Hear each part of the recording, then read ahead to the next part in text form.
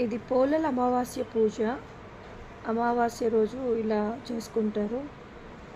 దీనికోసం ఇక్కడ మనం ఇలా ప్రసాదాలు పెట్టుకొని అన్నీ రెడీగా పెట్టుకొని ఫస్ట్ పూజ స్టార్ట్ చేస్తారనమాట.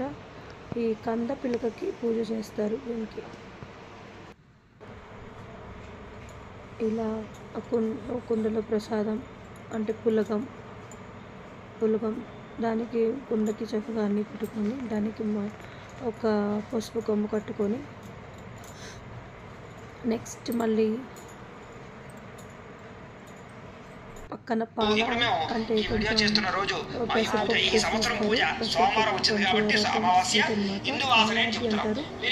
దాని పక్కన ఇంకా ముక్కలు అన్ని వెజిటేబుల్స్ అన్నీ వేసి ముక్కలు పులుసు అదొక అన్ని ఒక 9 వెరైటీస్ అన్నీ వేసి అంటే అవన్నీ వేసి చేస్తారనమాట.